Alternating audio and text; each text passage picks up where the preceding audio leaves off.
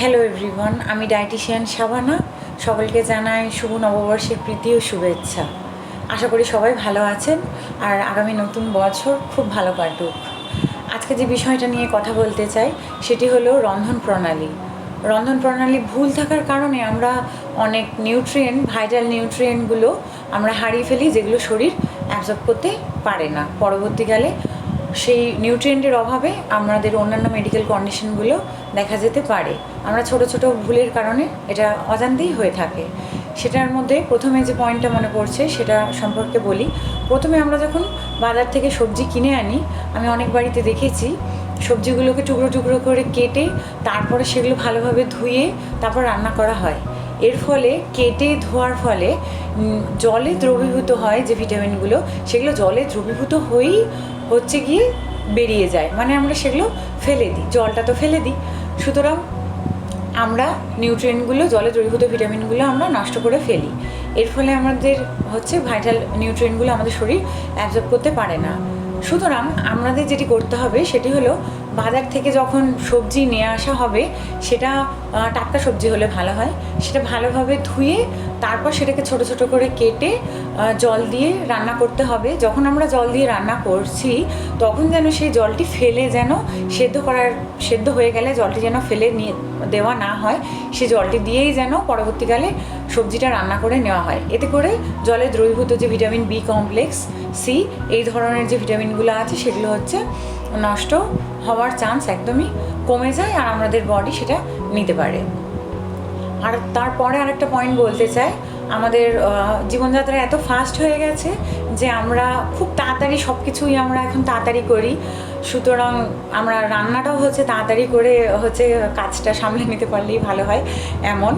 হ্যাঁ, তো সুতরাং আমাদের একটা কাজ করতে হবে, খুব অল্প আঁচে ফ্লেমটা কমিয়ে হালকাভাবে রান্না করতে হবে, একটু সময় ধরে রান্না করতে হবে, যার ফলে যে নিউট্রিয়েন্ট যেগুলো নষ্ট হয়ে যাওয়ার কথা ছিল, অক্সিডেশন হওয়ার কথা ছিল, সেগুলো অনেকটা অংশে কমে আসে। আর একটা, রান্না করার টাইমে সবসময় ঢেকে রান্না করা উচিত। প্রেশার কুকারে রান্না করলে খুব ভালো হয়। সূর্যের তাপ বা অত্যাধিক তাপের মধ্যে যদি আমরা খুব বেশি তাপ দিয়ে বা খুব হাই ফ্লেমে রান্না করি, তাহলে অক্সিডেশন হয়ে খাদ্যের গুণাগুণ নষ্ট হয়ে যায়। সুতরাং আমাদের হালকাভাবে ঢেকে রান্না করা উচিত। অত্যাধিক চিনি, অত্যাধিক নুন, এই ধরনের জিনিসগুলো না দিলেই ভালো হয়। বেশি নুন খেলে তো হাইপার টেনশনের একটা সম্ভাবনা থাকে, আবার রান্নার মধ্যে অনেকটা চিনি ব্যবহার করলেও হচ্ছে কি ওবেসিটি বেড়ে যাওয়ার সম্ভাবনা থাকে। সুতরাং আমাদের এই দুটো পয়েন্ট হচ্ছে এড়িয়ে চলতে হবে।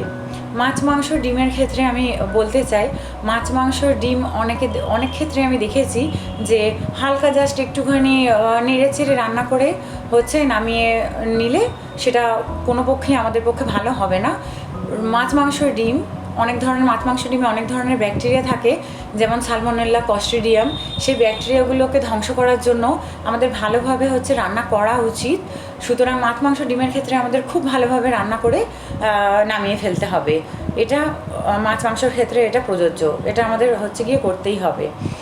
আরেকটা কথা বলতে চাই, যারা বয়স্ক মানুষ আছে তারা না হয় অল্প তেলে রান্না করে খাচ্ছেন, যাদের অন্যান্য মেডিকেল কন্ডিশন আছে, ফ্যাট রেস্ট্রিক্টেড ডায়েটের মধ্যে দিয়ে যাচ্ছেন, তাদের জন্য তো ঠিক আছে, তারা ফ্যাট রেস্ট্রিক্টেড ডায়েটে চলছেন, ঠিক আছে, ইটস ওকে।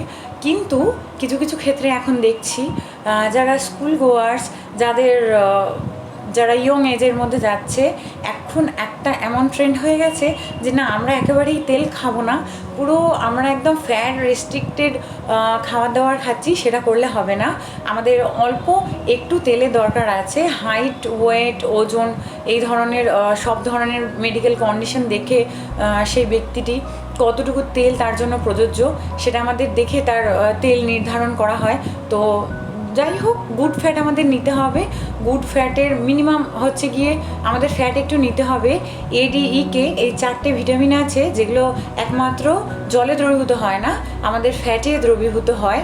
সেটা ফ্যাটে দ্রবীভূত হয়েই আমাদের শরীর অ্যাবজর্পশনে কাজে আসে। সুতরাং আমাদের এই 4টে ভিটামিন আমাদের ভাইটাল ভিটামিন, এগুলো আমাদের নিতে গেলে একটু আমাদের ফ্যাটের ব্যবহার করতে হবে। একেবারেই ডায়েট থেকে ফ্যাট বাদ দিয়ে দিলে চলবে না, একটু সামান্য ফ্যাট, গুড ফ্যাট নেওয়া যেতেই পারে।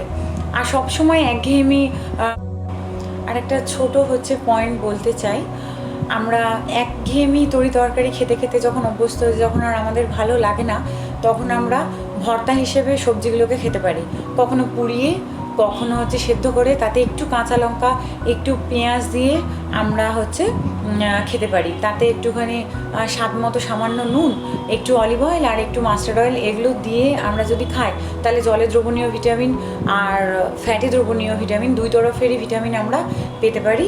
এই ধরনের ছোট ছোট জিনিস যদি আমরা মাথায় রেখে আমাদের রন্ধন প্রণালীকে সমৃদ্ধ করতে পারি, তাহলে নিউট্রিশন লস বা নিউট্রিয়েন্ট ডেফিসিয়েন্সি হওয়ার প্রবণতাটা অনেকাংশেই কমে যায়, আর আমরা সারাদিন একটা ঠিকঠাক ডায়েটের মধ্যে আমরা চলতে পারি।